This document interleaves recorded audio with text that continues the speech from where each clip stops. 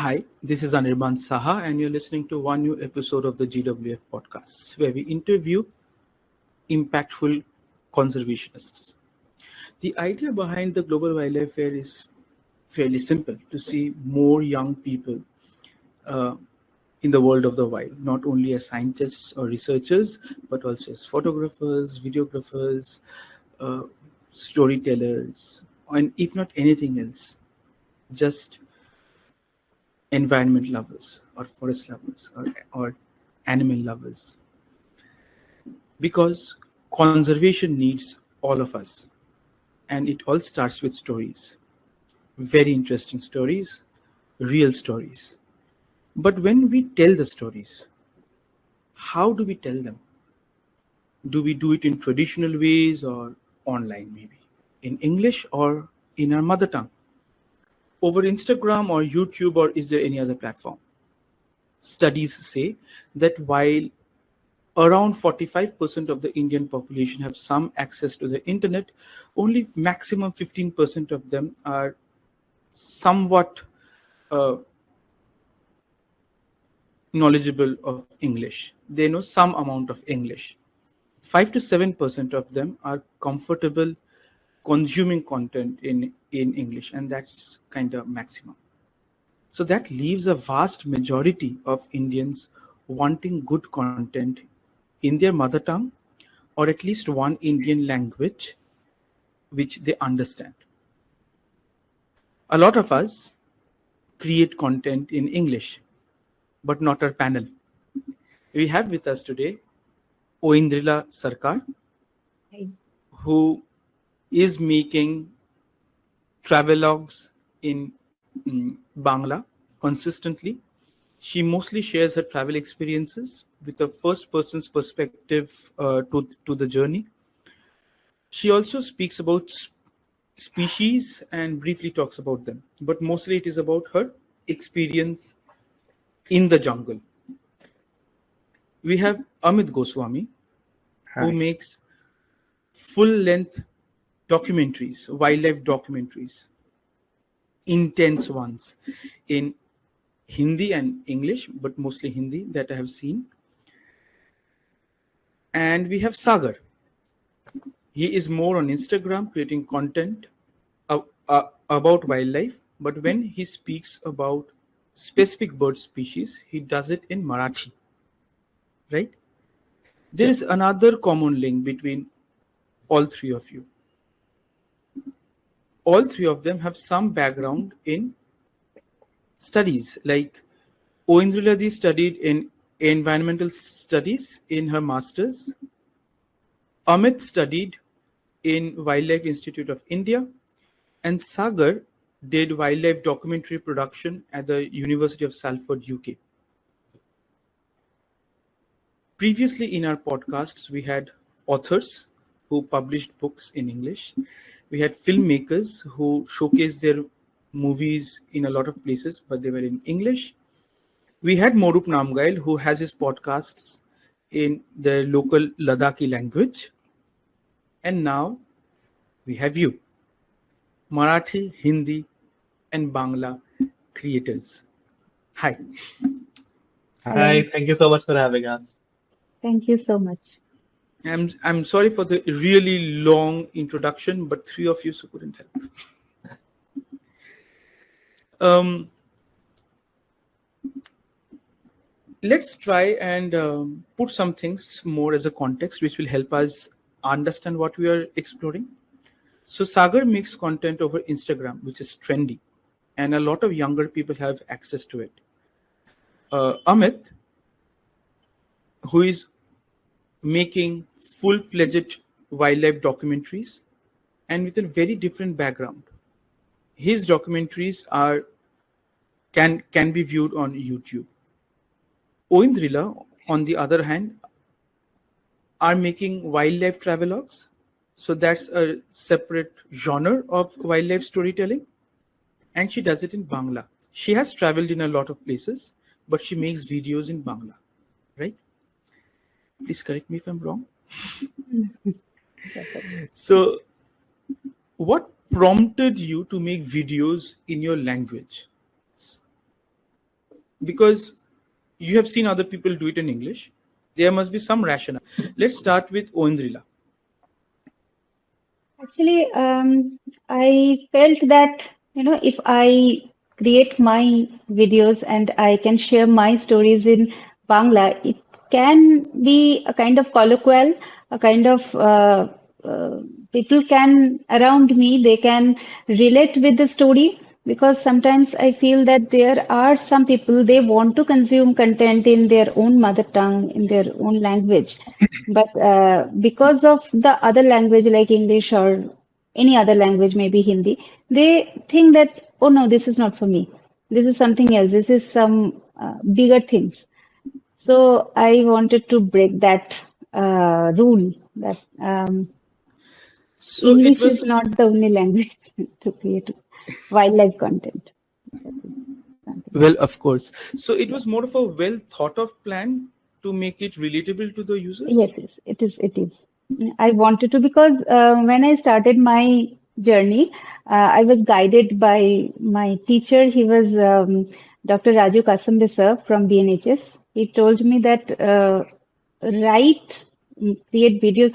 That time, videos are not that popular. Writing were popular. Actually, I have started my journey through my writing.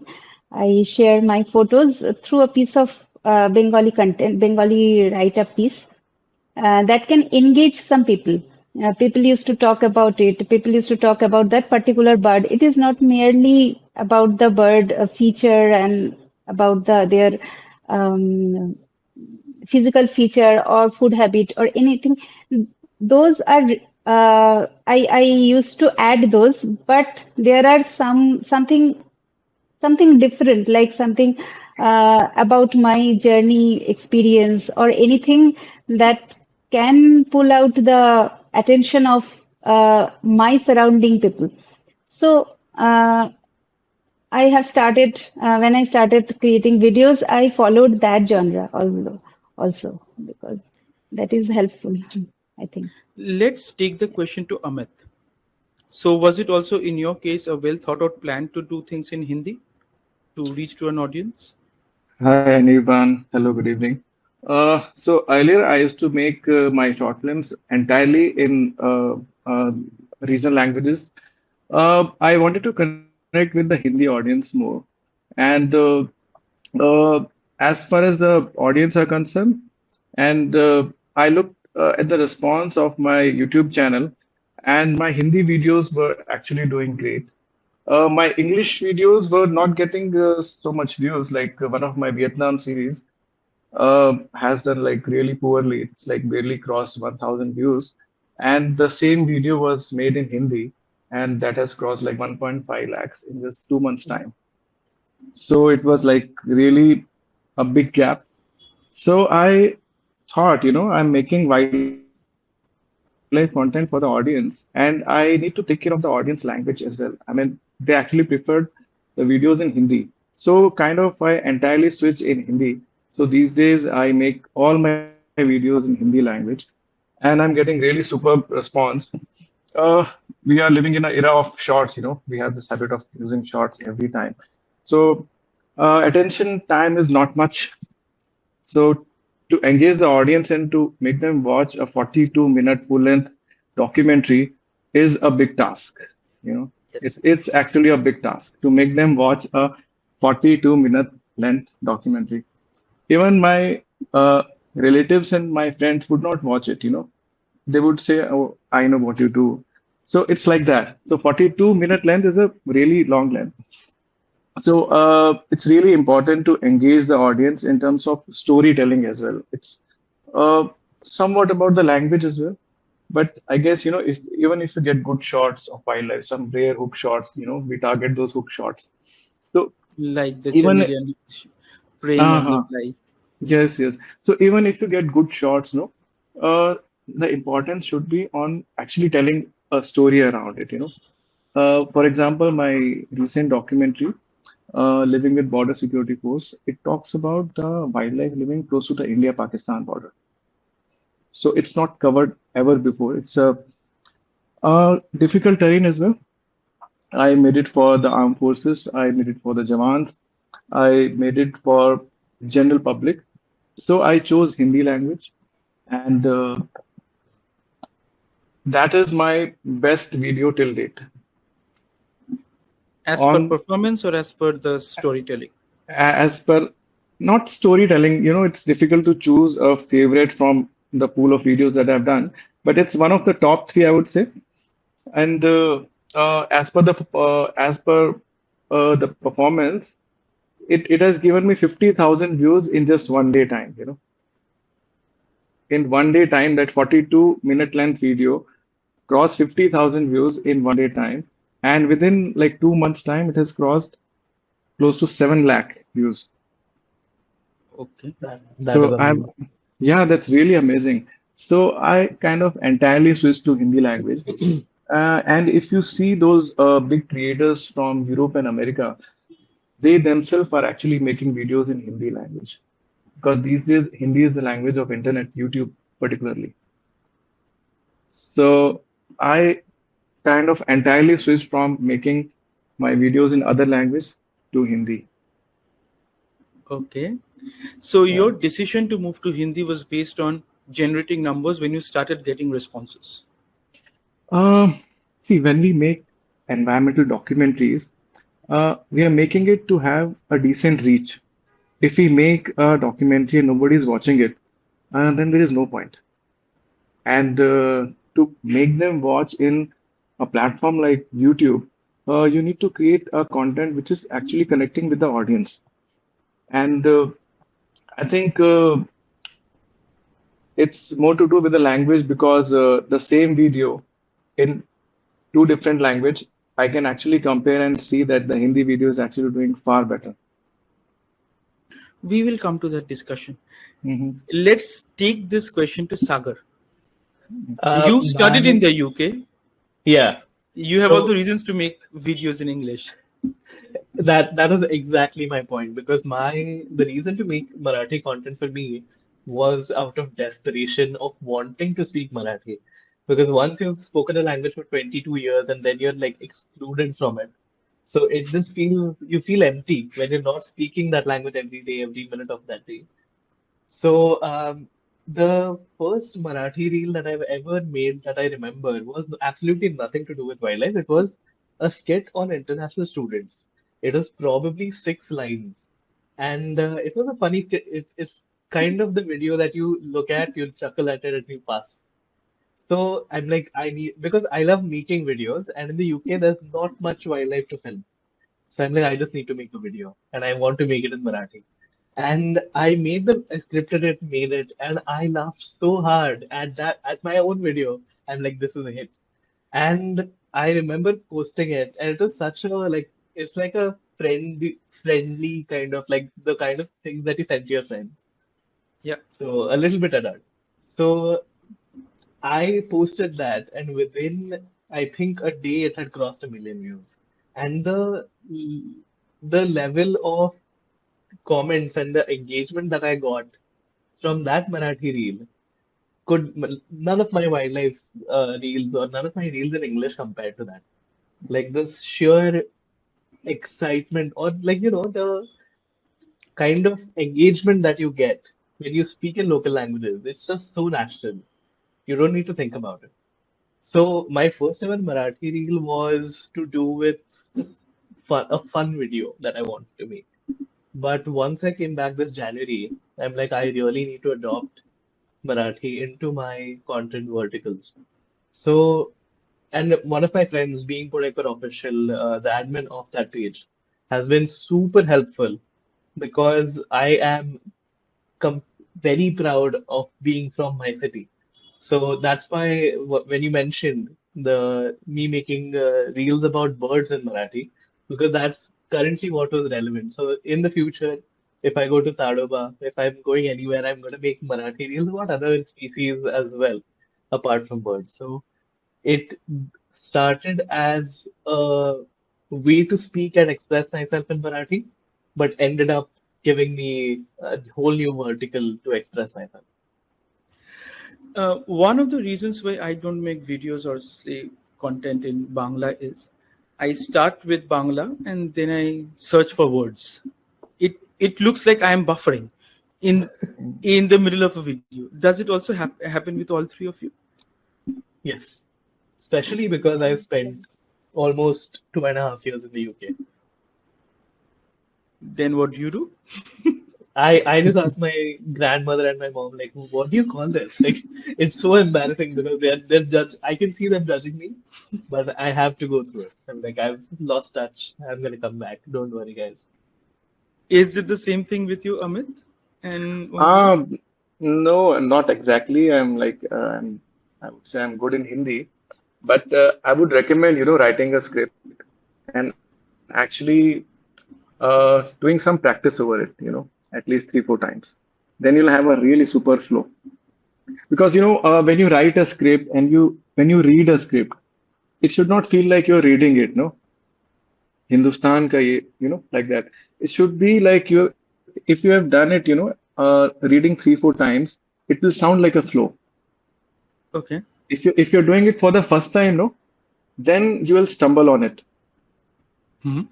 If you have read it like 6, 7 times, it will go like a flow. So true. That's what I do. Yeah, that used to be my problem.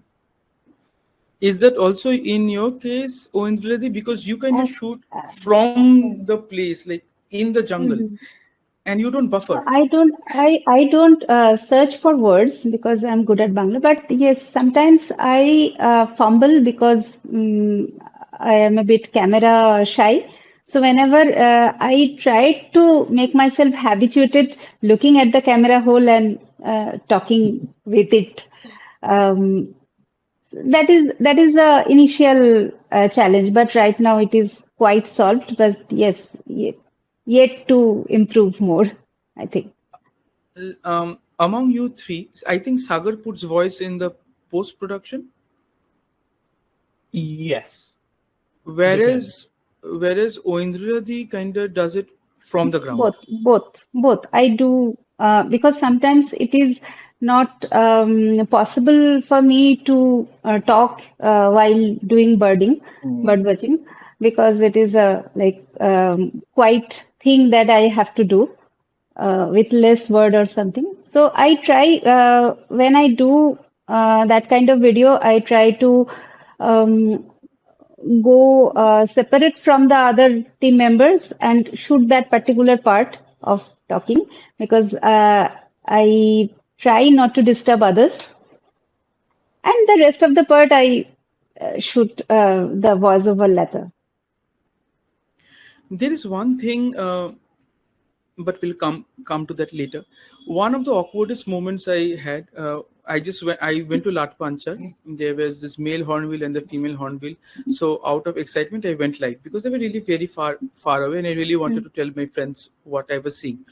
And then I had to tell in Bangla what we are waiting for, and we were waiting for the hornbills to meet. And I was like, how do I say that in Bangla? And then I was like, cancel karo.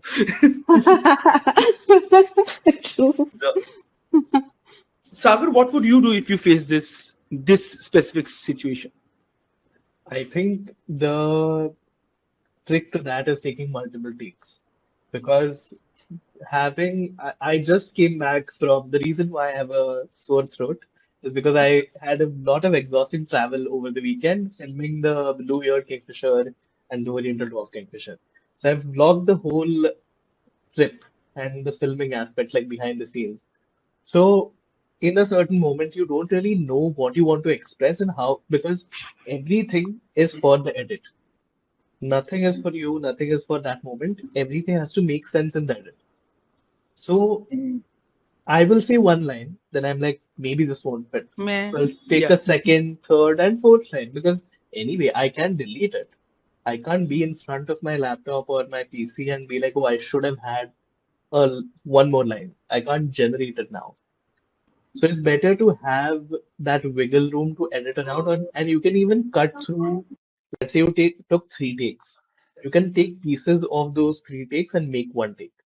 So I feel when you are stuck, if you stop yourself, like if you fixate on like, okay, I need that one take, that perfect take, that's going to stop you even more. So just take 5, 4, 5 freestyle takes and just don't worry about it. You'll figure it out. Let's get to one little serious topic, and I'll start with Amit this time. Uh, when we talk about, say, wildlife storytelling, a lot of the content is created to raise awareness of specific topics. Say, for example, if I talk about, say, animal man-animal conflict, or how to treat, say, snakes, or what to do when you see a snakes in, say, Sundarbans, making that video in English is not really going to help. Yep.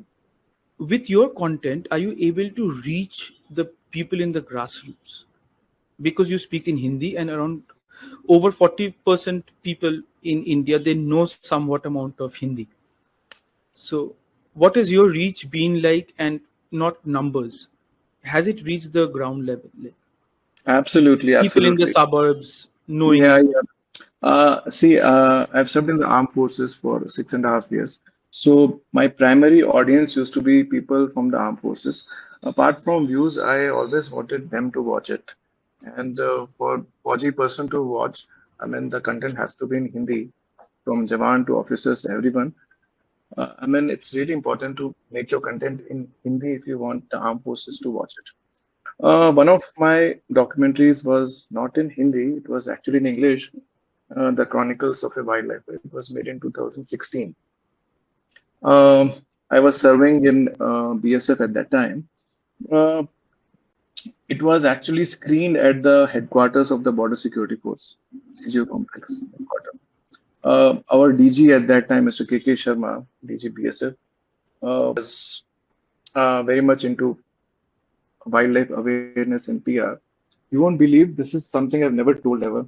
That documentary was actually uh, showcased on a network. I won't name that network. There's a special network in the armed forces through which the chief would speak to the last person at the border.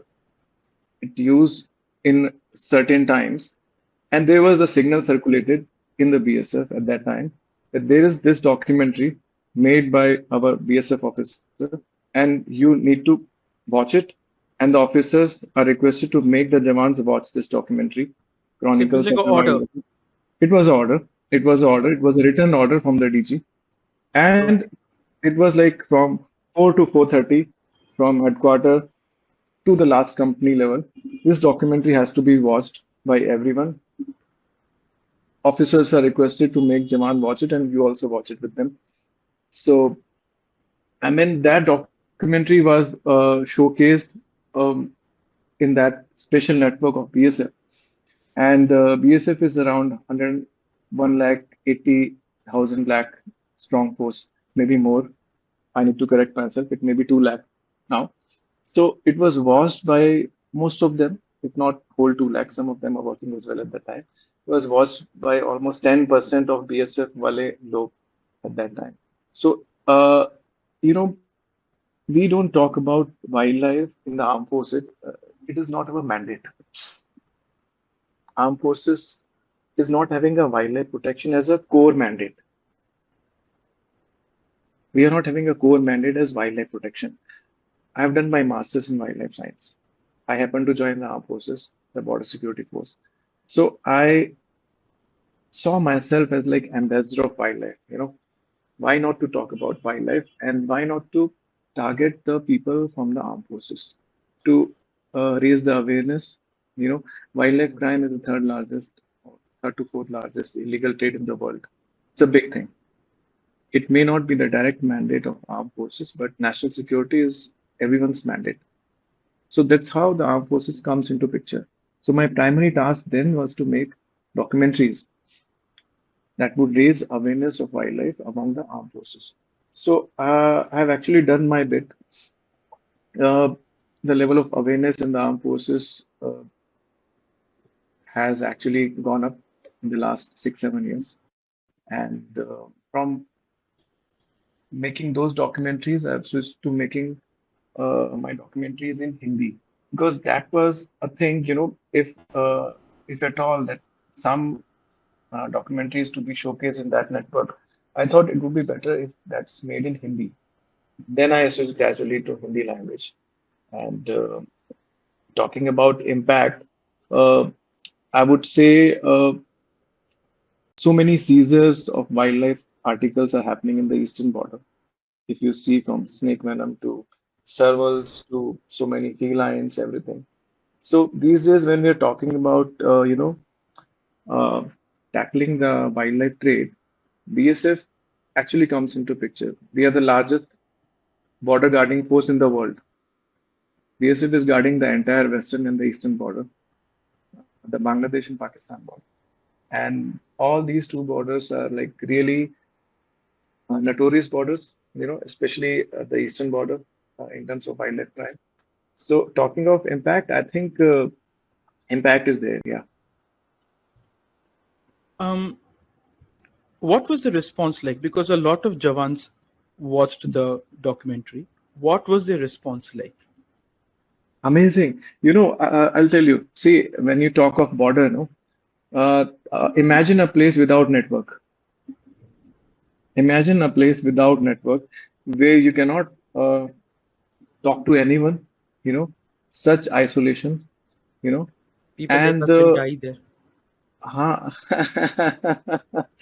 So it's a kind of very typical place, and it's very difficult to imagine a place without network these days, living without network for 6 months, 5 months, like that. What you have there is like chinkaras and black bugs roaming around you. Rajasthan में तो बांडी सांप बहुत है, saw scale viper, Russell snake, every snake is there. वो है तो when you show them, this बांडी is this, वो ये खाता है, इसका जहर है नहीं है क्या है, that they take it like a story, and they actually take a pride in the fact that they are living with animals. हमारे पास चिंगारा हैं, black bugs हैं, like so they have a sort of pride in that. Okay, we are living with wildlife. So my recent documentary, Living with Border Security Force, talks about that only. Border पे wildlife का survey हुआ नहीं है, and I'm shot in the Bikaner area. There were black buck का झुंड 200, 300, 400. Imagine so many numbers. I have heard that during the recent India-Pakistan conflict, the military or the border security force kind of protected the wildlife and took the Indian bustard from the conflict areas into some safe place. Is that true? See, there's a place of GIB breeding center in Jaisalmer, Yeah. which is not close to the border, which is around 2 hours from the border. It's not close to the zero line. So there were chances of some bombardment happening on the rescue center itself. So some relocation actually happened. So I'm not sure about the role of BSF in that. It was all about forest department. Yes. So it is so incredible to hear and learn about our military not only saving human lives but also taking care of the wildlife and taking them to an area where they are safe. Kudos to that. Yeah, this is something that actually made into news. Operation Sindoor was going on. GIB is a hot topic. So it actually made into news ke relocation happening from Jaisalmer to some other place. But wildlife conservation is actually happening every day. That will never come into news. Like? That will never come into news. Like if you have seen my documentary, Living with Border Security Force. If not, I would love to have a viewer like you, watch it. And it talks about, the raptor movement, the mammal density from Chinkara to blackbuck. There's a very amazing density of Chinkara in Jaisalmer border. I have done some random sampling plots. I've walked on the sand dunes like for 2 kilometers. I could count around 40 something Chinkaras at one stretch, one transit. You can just imagine. Maybe more Chinkaras than DNP, Desert National Park. Yeah.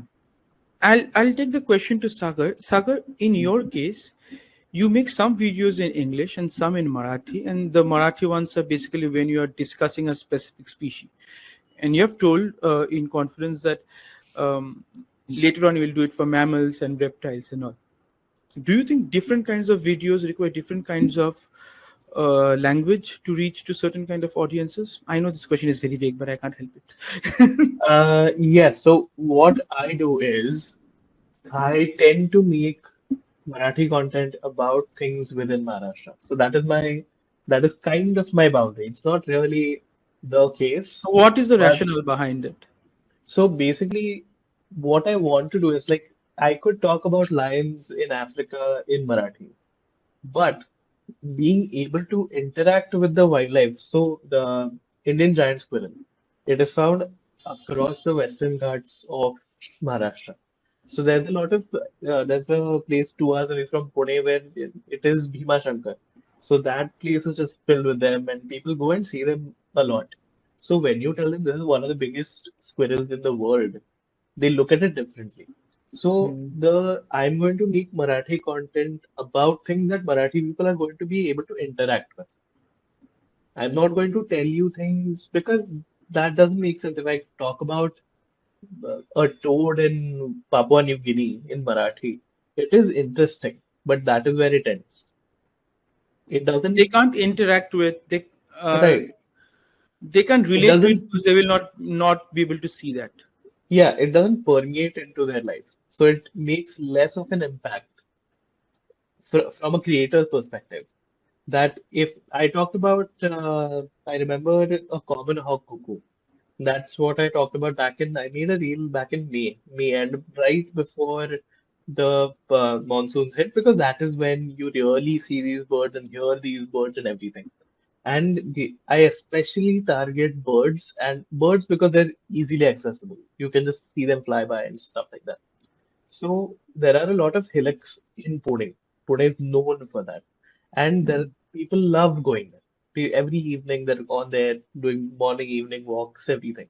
So the reason why I'm doing birds first is because they can see them and they're like, "Oh, I saw this in that guy's reel." And whenever I'm out, I'm usually doing my filming practice on these takeries. We call them takeries. And there have been a few times, which should increase in the future, that people, oh, you're the guy who made the reel about that bird, dude. I liked it and everything. So not only am I creating an impact which is more close of an experience to them, I'm also creating an audience which is directly who can meet me. They're like, oh, you're that dude. So it is kind of like a win-win situation from a content creator's perspective because I want them to connect to my storytelling and me as a creator as much as the stories that I'm telling. But Sagar, I'll be a bad person and I'll ask you this. So when you create Marathi content and English content on a singular platform, Yeah, over a period of time, you will have a, a consolidated audience who where a majority of them might want to hear just in Marathi. To them, will how good an idea would it be to serve them English content in the there, longer this, run? this has already happened because whenever I post Marathi wildlife reels, they get good reach. And there have been a few comments saying, why don't you only do this? So to them, I say that while educating Marathi audiences is one thing that I want to do. What I really want to is share India's natural richness with the world.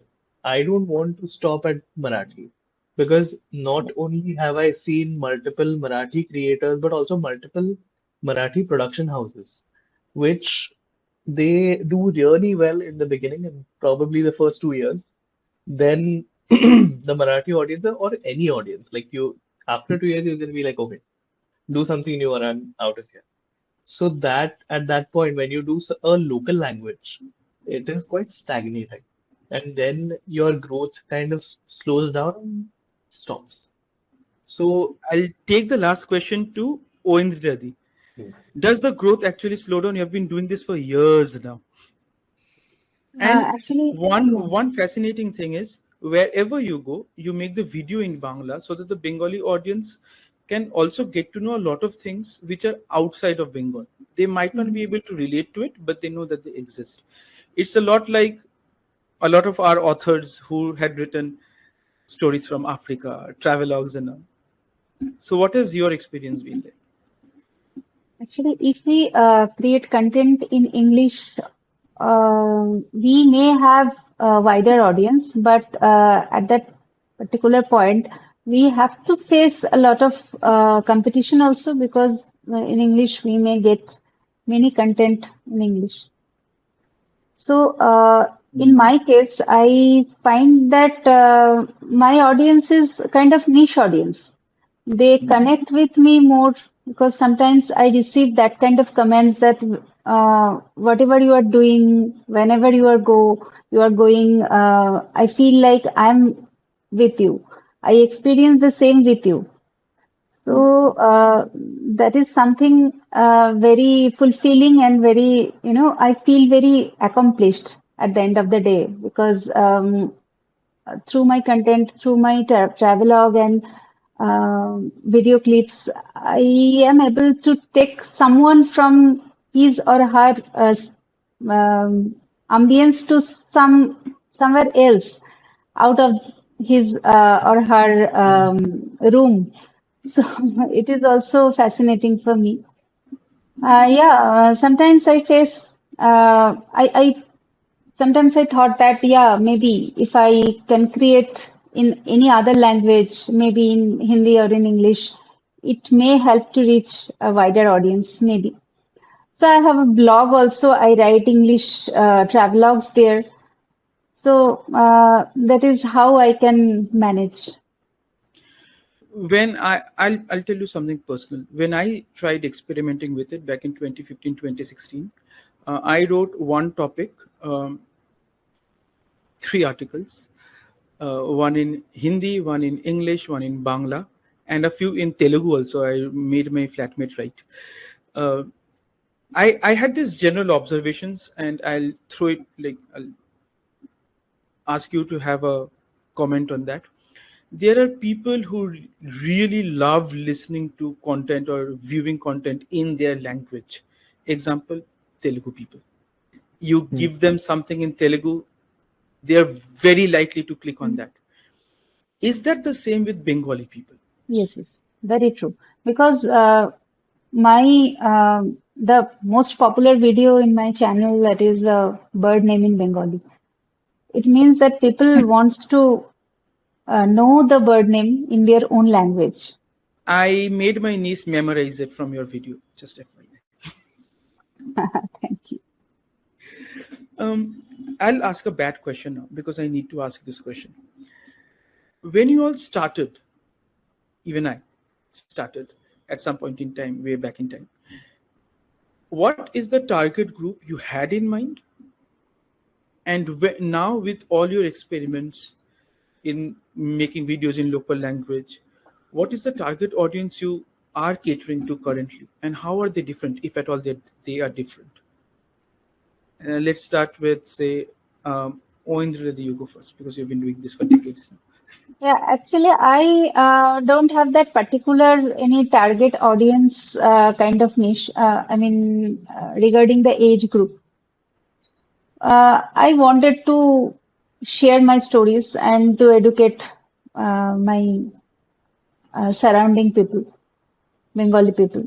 So that was my initial motto, and I wanted to be a bridge between the orthodox bird watchers and common people, like wizards and muggles. I wanted to be a bridge between the wizards and muggles. So I think And standing today, how much would you rate yourself as the bridge on a scale of 0 to 10? Yes, Where it's a 10 is very I think it's a well-made bridge, because some people out of nowhere they just introduced to wildlife, and now they are trying to identify birds, and people used to come and tell me that, oh, this bird I have seen in my balcony or in my backyard garden or anything. And they try to identify the bird, they try to memorize the name, maybe in English, maybe in Bengali, because initially they have started in Bengali, And then because Bengali names are actually tough because it doesn't have any meaning sometimes. But English names are quite, it has a pattern. So when people learn that pattern, they used to get, interested in English names and maybe something else, like in other wildlife things like butterflying and other things like So so. for It's context, good. Mm. for Sagar and Amit, so there's this bird in Bangla called Bou Kotha Ko, which would literally translate to "Dear wife, please speak." Okay. What is that bird? Yeah, it's Owing to Indian this cuckoo. question. Indian Okay. cuckoo. Oh, Okay. And there's another bird called Benebo, if I'm not wrong. Yeah. No, Benebo is another one. Yeah, It is a black-hooded bulbul. yeah. And Benebo would literally translate to what? Wife at home? Bene means no, it's the merchant, the wife of a merchant. Yeah, the wife of a merchant. Imagine that. Mm-hmm. So when interesting. somebody tries to understand the names in Bangla, try explaining that. Yeah, it's like it's a bit tough, but still people can relate because they have heard the name uh, in our language, in our songs, poems, everywhere. Our authors they have mentioned those names, Bo Kathaka, Bene Bo, and all. So they are familiar with the names, but may not know the exact feature or may not know the bird. But nowadays, people are more, I mean, those people who love to consume content in Bengali and especially for wildlife, so they are trying to educate themselves and their surrounding. I'll take the question to Amit. When you started, did you really have a target group in mind?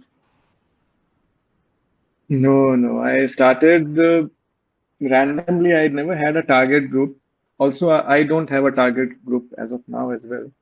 Uh, but more importantly, I want to reach to the audience who are not from the wildlife field, who watch other content, not wildlife content.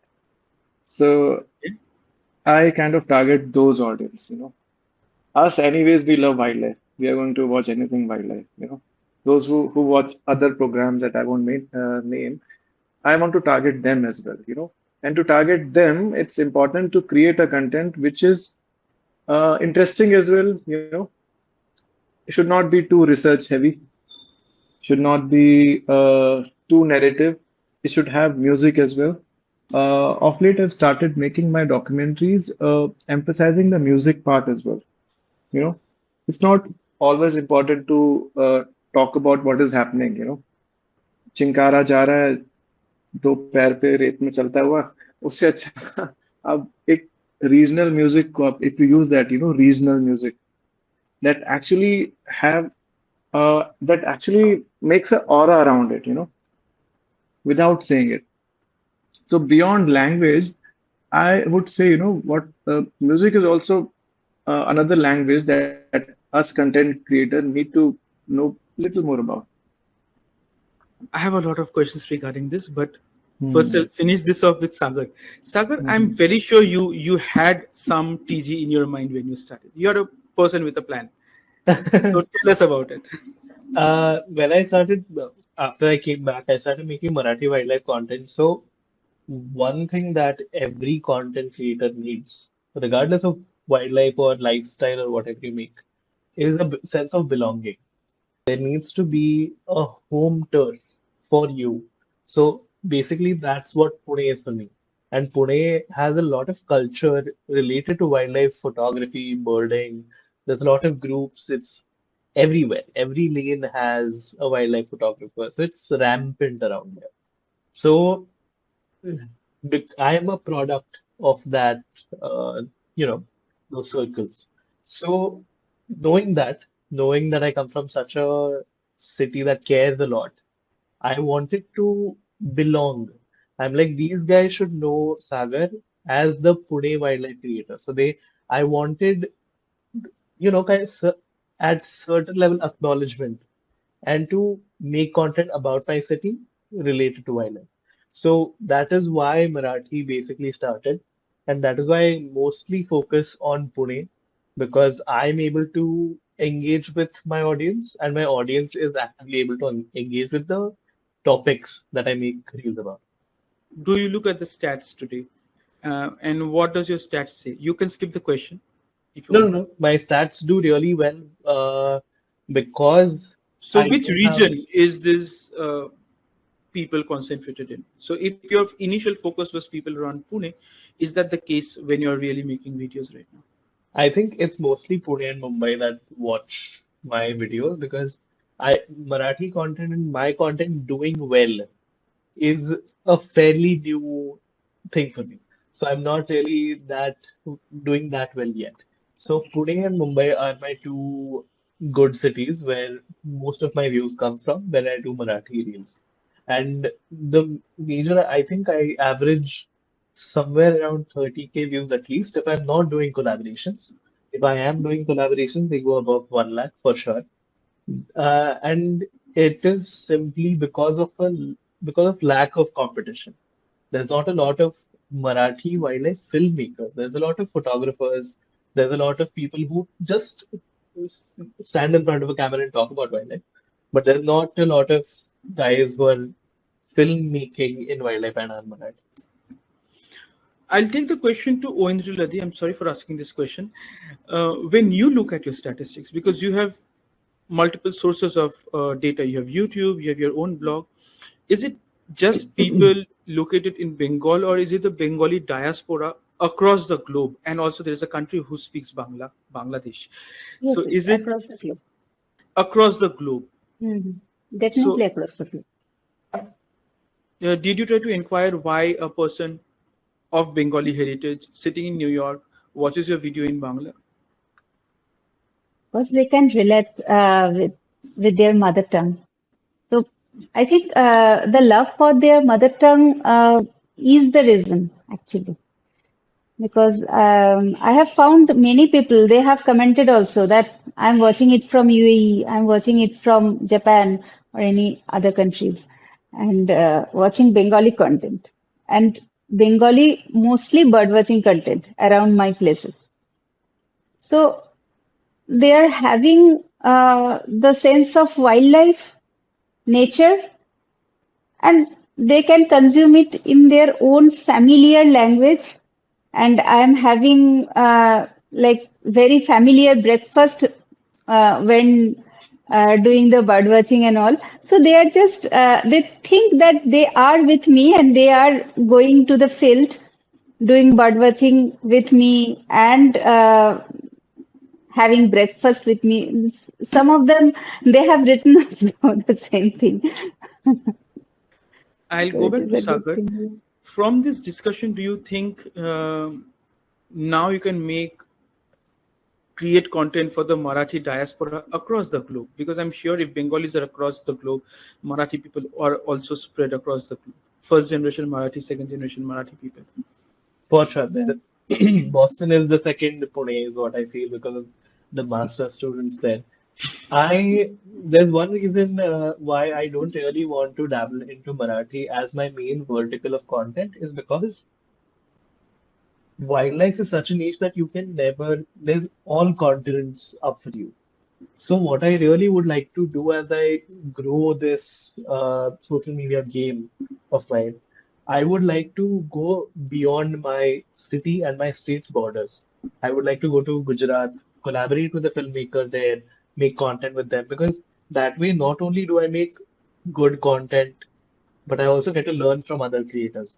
And I feel if for me, not a fact, it's just an opinion, that I feel saying that this is what I do, this is the only thing that I do, is quite limiting.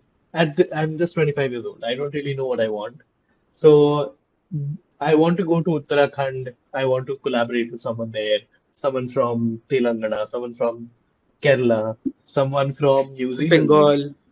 Bengal. And I'm up for all states.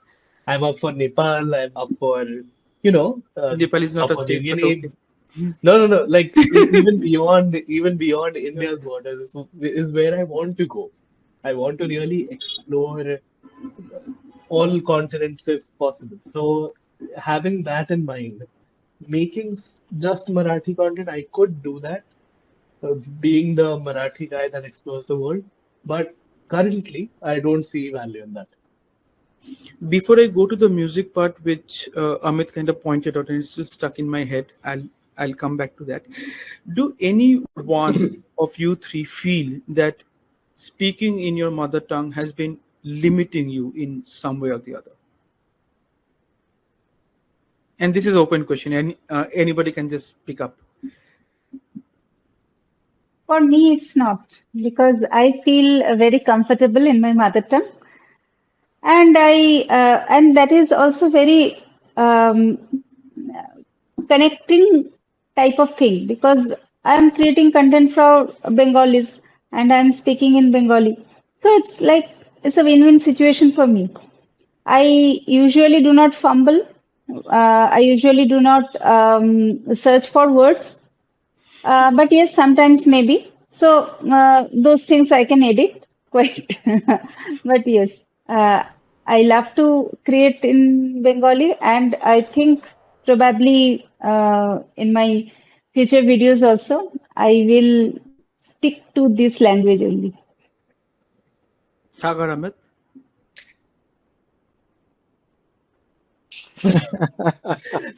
I don't feel that way. I feel being able to express yourself in multiple languages is a privilege. And it is like, just like you said about Telugu people, I would watch a Marathi comedy show over English comedy show or a Hindi comedy show. So that will always have value, but you have to decide how much of an investment, because at the end of the day, this has to have returns. So how much returns you're going to get from that audience, and how much do you want to invest? Like, because the language that you use depends, there's a ceiling for growth. So after a certain point, depending on if you speak Mandarin or Spanish, there's a whole, like, a plethora of because Spanish is, I think, bigger than English. So that language has the highest ceiling. So depending on how you treat your content creation is what would determine if it's limiting or not. For me, if I only did Marathi, I feel it would limit me. But as another feather in my cap, it's fantastic. Repeat your last sentence one more time. So as another feather in my cap, like Yeah, another ability but to create if you content. call yourself a content creator only in Marathi, it will be limiting. That's what you Yeah, say? because for me, for what I want to do in the future, that ceiling would be too low. Okay, Amit. Yeah, for me, it's not limiting, but there are certain science words. If you do Shuddh Hindi to that, no, it will actually translate to something which is not easily used by most people. Genetic diversity, Anuvanshik Vividta. So if you use Shuddh Hindi terms for certain scientific words, it's not easy for people to grasp. So what I've started doing is I use both the words. अनुवांशिक विविधता या genetic diversity को भी सुरक्षित करना है, like that. So I've Did started you doing study in that. a Hindi medium school? No, Okay. I'm from the Then- Hindi belt. Yeah, Okay. I'm from North belt, Okay. Dehradun belt. So if I use that Shuddh Hindi word for that genetic diversity, na, then it's very difficult because अनुवांशिक विविधता तो हिंदी वाले भी use नहीं करते हैं. Exactly my point. At the same time, I don't want to dilute the language as well. Mixing Hindi and English, something that I don't like doing. But at certain places like these, I use both the terms, both the terms. One of my classmates, she's from Tamil Nadu. When I started making my videos in Hindi, she used to say कि यार हिंदी थोड़ा ज़्यादा हो गया. So that's why, I started using both the words at certain scientific phrases like that. Okay. Now I'll go to your thing, that the thing you mentioned about music. So there's an animal going in the Thar desert. You put some folk music so that people listen to it or people watch that. So is that not the kind of trend we see with Instagram Reels? And this brings me to my next question. You three not only work on 3 different languages, which is like characters in their own, you three work in 3 different formats. So when you have a small snippet and you add a local music as a language or a folk music, you gather views, right? Would you still do that when you're doing a full-fledged documentary? Like how are your choices mandated by the format that you choose to? Sorry for another complex question, but you got my question, right? Yeah.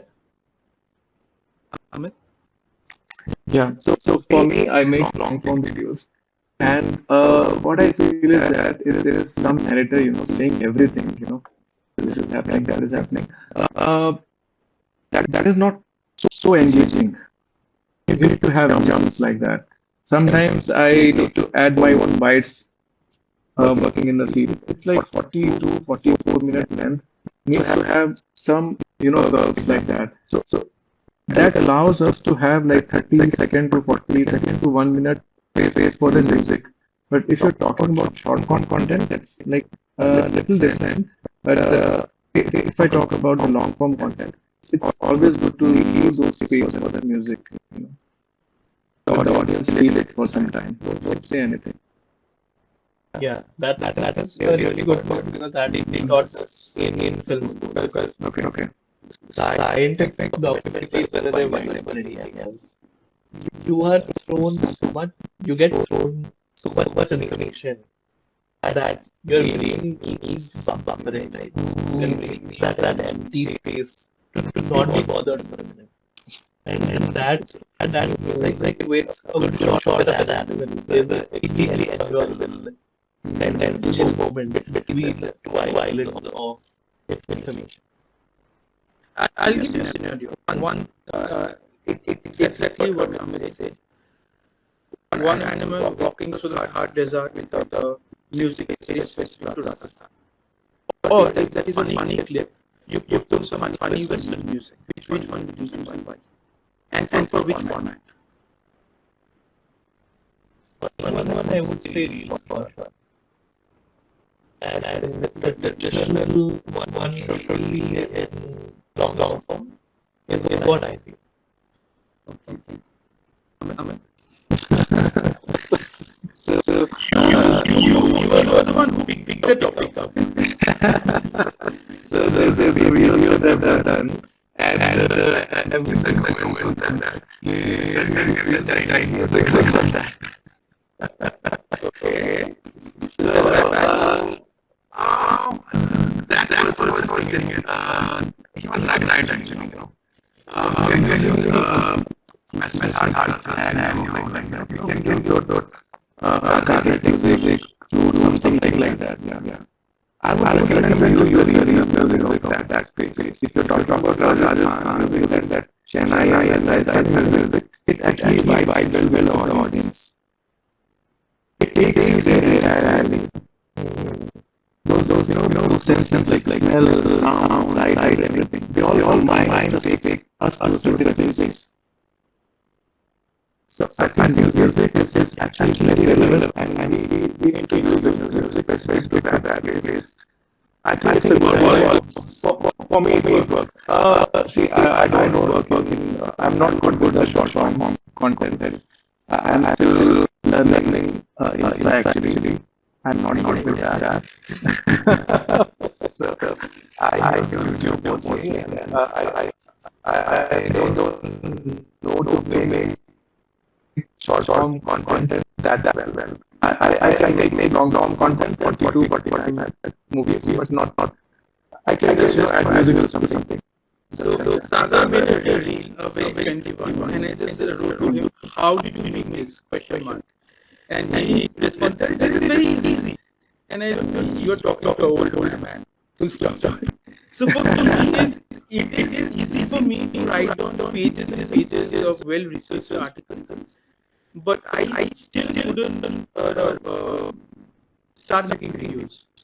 Like the first time I did podcasts when I was in my university, I didn't even put my face on them. It was only audio. It is only this in this global wildlife fair. Mohit was like, you have to put your face. You can't escape. You have to do it. And I was like, okay, fine. For me, it is also difficult to show my face. Like before Amit joined, and I think before Sagar joined, I was telling Aindrila that my double chin is visible. So I mean, I think these are things you have to learn. You have to learn smaller, shorter form. I have to learn a lot of things, which includes making videos. But taking the question to Aindrila, for wildlife traveler, what is your choice of music, if at all? Depends upon the yes, and it depends upon the scene. If I'm traveling to some place from certain point to some other point, I try to use music that part. But yes, I also use regional music. I mean, if it is Rajasthan, if it is Gujarat, if it is Assam or anywhere, I try to put that kind of music. So you have to invest that much amount of time into regional music. Suppose I'm going to Rajasthan, or Yes. forget Rajasthan. Suppose I'm going to Lat Panchar. Will I try to do a local music of that, Something, which is maybe yeah, Nepali? something Nepali or anything like E or anything else, because we have to remember about the copyright thing also, because we just can't pick any other music, and we have to check if there is any copyright issue or not. Okay, we have crossed the 1 hour limit. Will you be comfortable if we stretch the conversation for 15 minutes? Yeah. That's good for me. Okay. Okay. Going forward, as India develops and more people get access to the internet, how do you see this kind of storytelling in your mother tongue fit into the larger canvas of conservation? Who wants to start? Just raise your hand. Who wants to go first? Yes, Amit. See, talking specifically about Hindi language, I think Hindi has a mass appeal in India, and we have a lot of Hindi users. So, I mean, if given a choice, I can make it in just one language. I would make it in Hindi. You know, Yeah, but uh, how do you see this kind of storytelling fit into the larger scheme of things? Say, aiding conservation, used for education purposes, used for, say, entertainment purposes, and for various other kinds of purposes. see, when we are making a documentary or any content, we need to take care of the audience, who is going to watch it. Yeah. If we are making a content for the policymakers, it has to be drafted in a way that it leads you at a certain place. It leads you to a solution. If it's not leading to a solution, that it may not be a worth watch for that audience. If you're making it for students like primary class, like 6th to 10th class, you can make it in a more scientific way. You know, it depends on the audience entirely. If you're making it for the armed forces, you need to have a tadka of weapons and everything. They're going to love it. If you have that, weapon going on, kuch chal raha hai, tank wag chal raha hai, they will love it. With wildlife? Yes, absolutely. You need to watch one of my documentaries. You'll see those mortar firing and everything. That I saw, yes. So it's not the central theme, but it's like the ambient theme of the whole thing. If I'm talking about the armed forces and conservation in that area, I'm adding those shots. It actually connects the audience, which is from the armed forces. So it depends on the audience. For me, it depends for the audience. Yeah. Aindrila?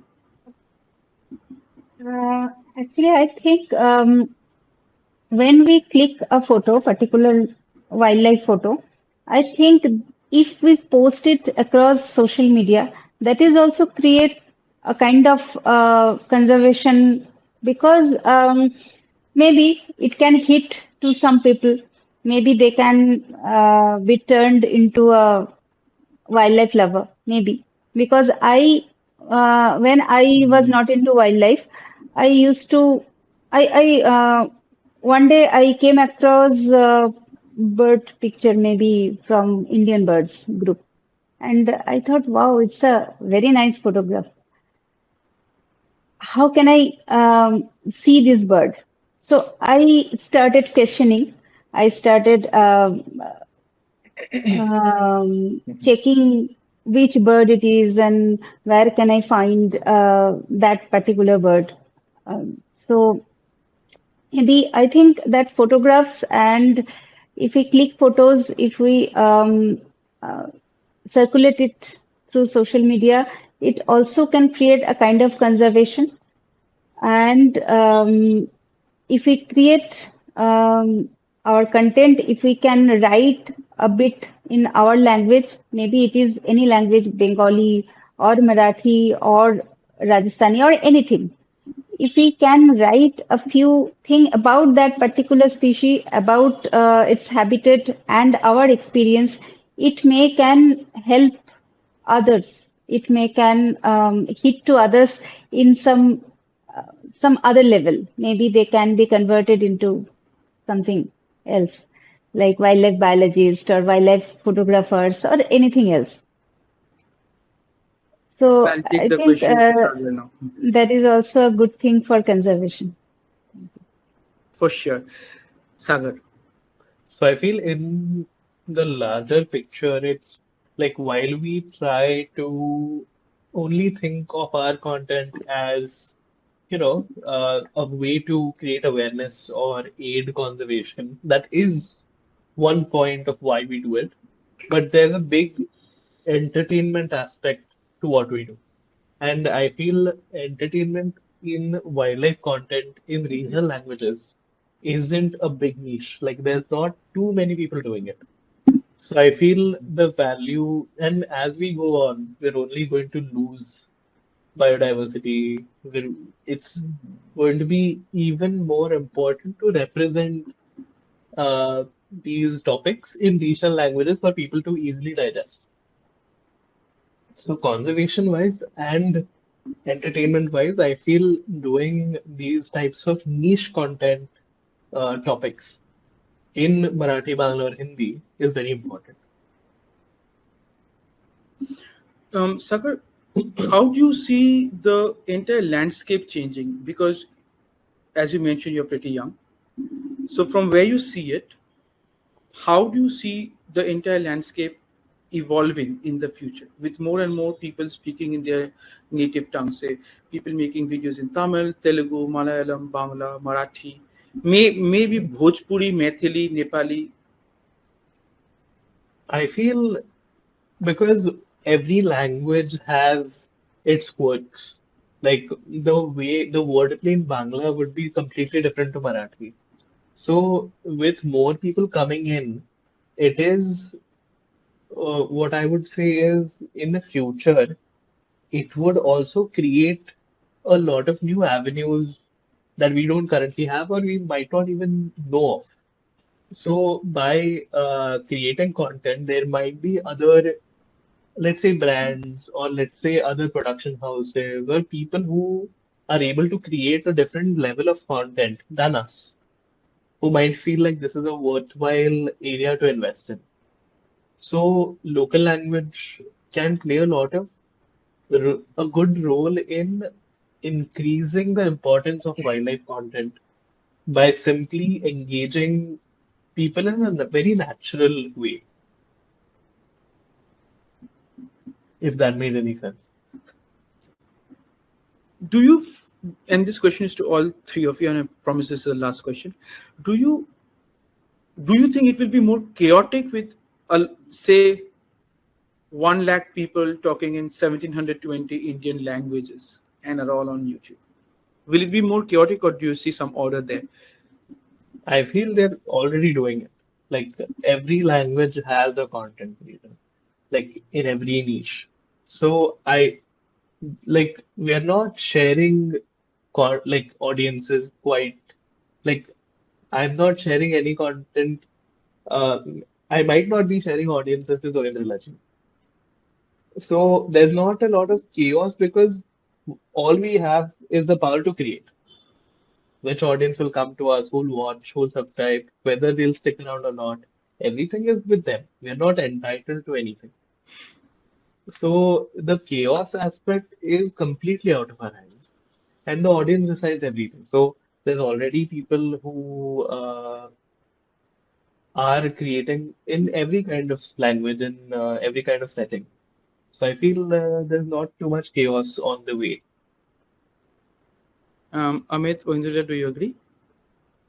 Yeah, I don't see a chaos there. Yeah, absolutely Mm, like a democracy in creativity. If you wanna watch, you'll watch. If you wanna create, you'll create. And also, nature and wildlife is something very calm, very peaceful.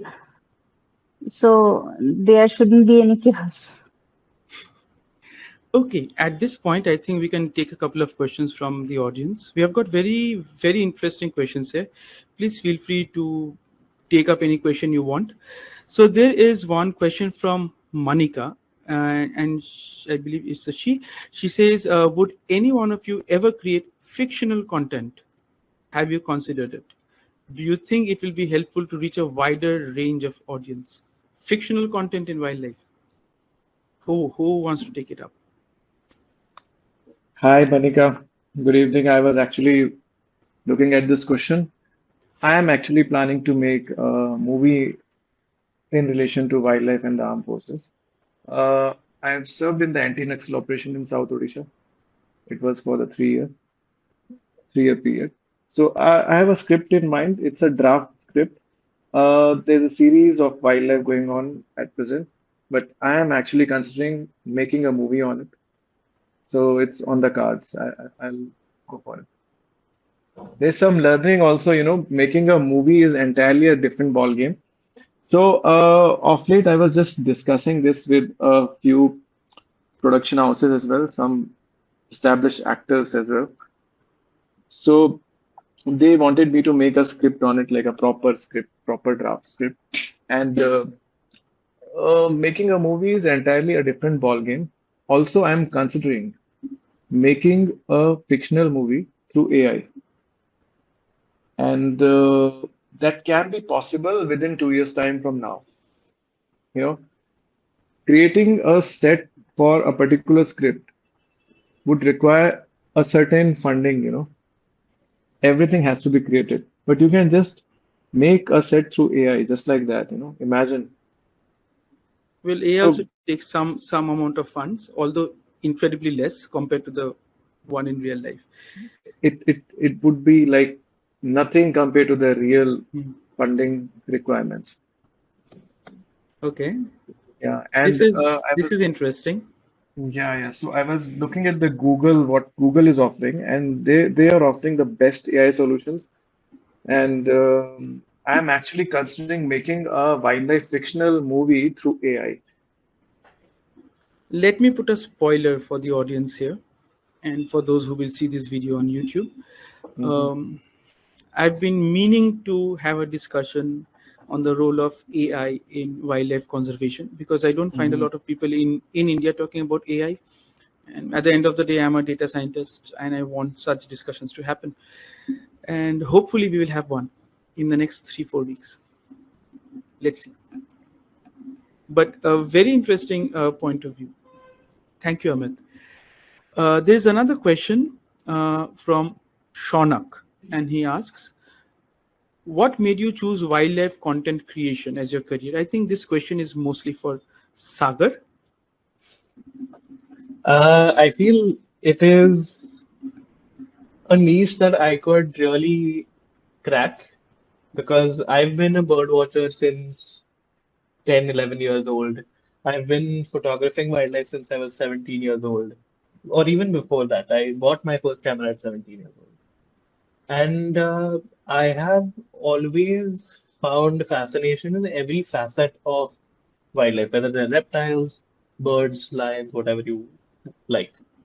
So I'm the kind of guy who only does what he wants. not from a very privileged perspective, but that is what I exceed at, what I excel at, sorry. So, in my opinion, I was really sure my parents do not share this opinion, but I was really sure that I would make it work. I would figure it out. I would fall 100 times, get up again, and do it again. So, because of my background in not only on field, but I also have done my BSc in zoology. So I, it never crossed my mind that I could really fail and fall flat on my face.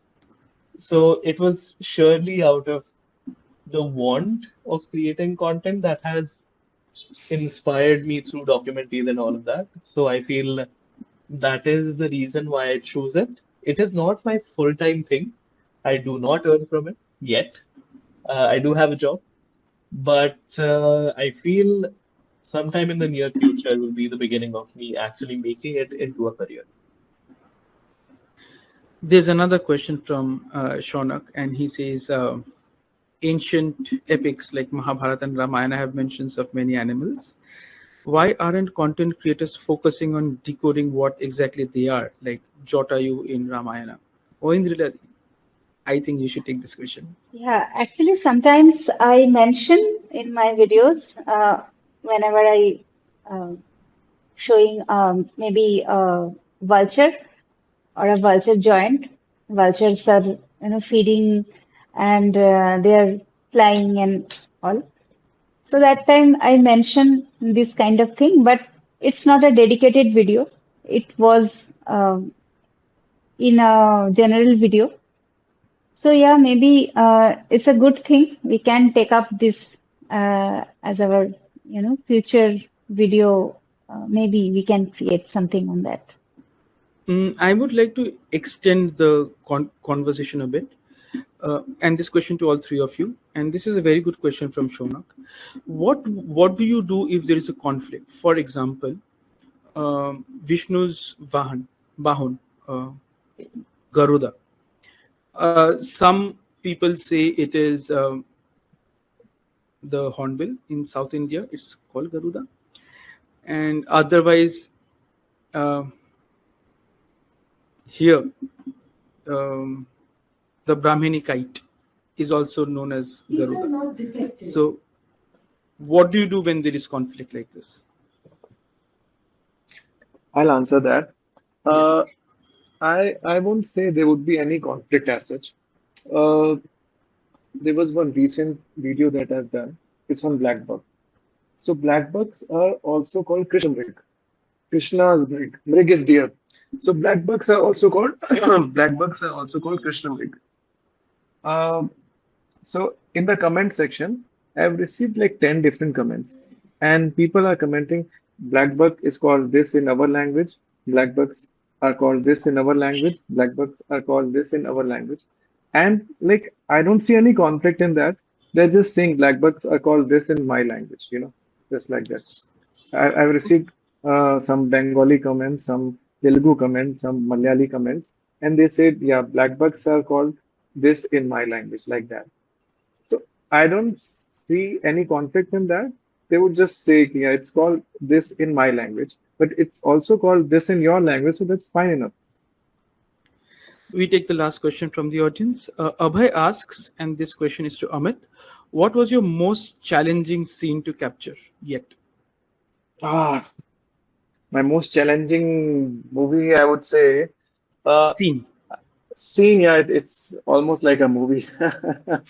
So I was working on a tribal documentary. It's on Bonda tribe. I was working in anti-Naxal operation as operations commander, Odisha. So it was a long trip. I was working on this tribe, the Bonda tribe, and they were having this two villages. There was no road connectivity as such, and the only way to reach to that place was through walking. And it being a Naxal area, you cannot just walk or track like that. So I launched a big operation. We were like 100 strong army going to that place for 3 days. We were walking and like halting at the uh, top of the hill, and it was a 3 day walk. Finally, we managed to reach at that place, the Bonda tribe's location. And it was also a Naxal stronghold. It was like the Naxal training area, like that. So we need to be super alert. And I was shooting with my camera and AK-47 like that. AK on the shoulder, camera on the hand like that. I was shooting, I was talking to them, like just those random questions I had on Bonda language and all those things. But I was also super alert, you know, about anything happening around me. So that was one very typical shooting. It was not very conventional shooting of wildlife, but we managed to do that. And it's so far my most difficult shooting operation. Yeah. The Last Tribe is the name of the documentary. If you want to see that, it's on YouTube, Wildlife Moments India YouTube channel. Yeah. I will be watching that after this. We are coming to the end of the conversation. I'm so sorry for stretching this 21 minutes beyond schedule. I'm so sorry. But my last question to all of you, as at the ending note, did we generate into this discussion, Sagar, Aindrila, and Amit, in this discussion, which is 1 hour 21 minutes long, did we generate some ideas, and what are each one of us's takeaway from this discussion? Who wants to go first? I feel I mean, I've met so many creators and I've met from different formats. Like, I've met Kalyan Verma, like some of Prakash, sir, who is like, these people have made amazing landmark documentaries that are fantastic. Like, I've watched them and I'm in awe. I've seen creators, like real creators with 1 million uh, followers. I've met all of these different pioneers in different formats, and I feel that this is such an opinion-based sport that is what that kind of solidified through this conversation. Because Oindrilati and my opinion on local language use are so different, but we're still in the same conversation. So I Yeah. feel this was such a refreshing conversation to be had and such a respectful one at that. So I feel this was a really great way of also giving me a few pointers of how I could think. The What are way the few pointers is my question. the way Amit talked about how he thinks about content and how he makes it was really great because I am now stepping into like I really need to start making long form content. So I was all ears when both of these were talking. Like, what can I pick up? So the way he talked about music, the way he talked about creating a scenario which is good for your audiences. For example, the guns and weapons that he talked about when making content for the army personnel. And when Vendradadi talked about, making people feel like they're with me, even if they're in New York, they should feel like, oh, they're just strolling around the field with me. So I feel those pointers with the aspect of local language was something that I, as a creator, also needed to hear. Amit? Yeah, for me, it's important to make shorts these days. Oh, I am I seriously. am always happy to help. I need to learn that. It's a big learning curve for me, making It, shorts. it is quite simple. I can break it Yeah. down. I'll Please stay do. in touch with Sagar and Andrila, yeah, after this. Okay. Oindradi, what are your takeaways from For this discussion? me, I love the conversation and the warmth. Maybe I think that wildlife is the key that keeps all of us connected. So when we are talking about a particular bird, and I'm watching each of you, and you are like, oh, she's talking about this bird, or he is talking about that antelope. So we know all these things, and that is the warmth for this session, I think. And it is really nice to talk with everyone. And I will definitely watch all those like Bonda type, the video that Amit just Same. said. Yeah, I'll just Yeah. jump onto it after finishing this conversation. Great. I believe this is a podium where I'm just happy that I'm here. I am happy that Mohitji gave me an opportunity where I could bring various different voices on one platform, which should serve as a start of a discussion offline. Various different perspectives were thrown on the table from Sagar, from Aindrila as far as the target groups are concerned, regarding shorts from Amit, regarding formats from me, Amit, and Sagar. I think we have a lot to learn from each other, and the start of it was this conversation. So that's my takeaway point. I'm definitely going to be sending my new vlogs to both of these for feedback. Like, please, notes. Yeah, of course. Yeah.